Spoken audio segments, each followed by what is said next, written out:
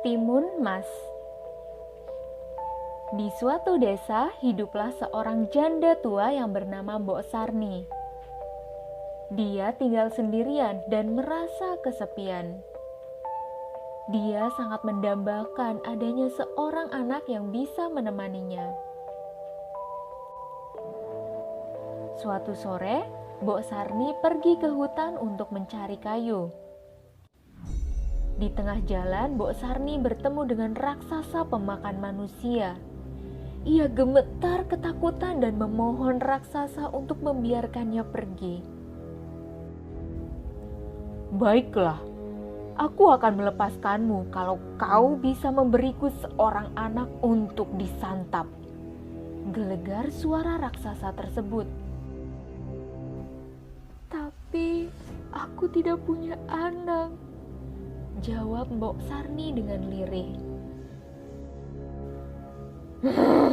"Kalau begitu, ambil biji mentimun ini. Aku titip untuk kau tanam. 15 tahun lagi aku akan kembali untuk memakannya," geram sang raksasa. Mbok Sarni pun pulang dan menanam biji itu di halaman rumahnya. Setelah 2 minggu, mentimun itu tumbuh dan berbuah sangat lebat. Salah satu mentimun terlihat berukuran cukup besar. Mbok Sarni kemudian memetik dan membelahnya. Ternyata mentimun itu berisi seorang bayi yang cantik jelita. Bayi itu kemudian diberi nama Timun Mas.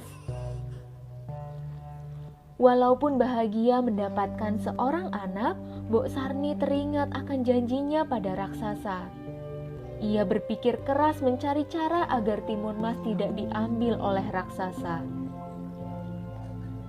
Setelah mendengar tentang adanya petapa sakti, ia segera menyuruh Timun Mas untuk pergi meminta pertolongan. Oleh sang petapa, Timun Mas diberi 4 buah bungkusan kecil untuk ditaburkan jika ia dikejar raksasa.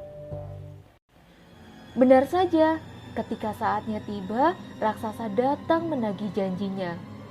Mbok Sarni berusaha mengulur waktu agar Timun Mas bisa kabur. Menyadari hal itu, si raksasa murka dan segera mengejar Timun Mas. Pertama, Timun Mas melemparkan kantong yang berisi biji mentimun. Sungguh ajaib, timbul ladang mentimun yang lebat buahnya. Langkah raksasa pun menjadi terhambat karena tubuhnya terlilit batang mentimun. Lalu, dari jarum di kantong kedua, tumbuhlah pohon bambu yang sangat tinggi dan tajam. Kemudian, garam dalam kantong ketiga mengubah hutan menjadi lautan yang sangat luas. Namun, raksasa tetap saja berhasil terbebas dari hambatan dan terus mengejar Timun Mas. Ketakutan, Timun Mas pun melempar kantong terakhirnya yang berisi terasi. Dari situ terbentuklah lautan lumpur yang mendidih. Akhirnya sang raksasa terjebur di dalamnya dan mati. Timun Mas kembali ke rumah Mbok Sarni dengan lega. Mereka pun kini hidup berbahagia.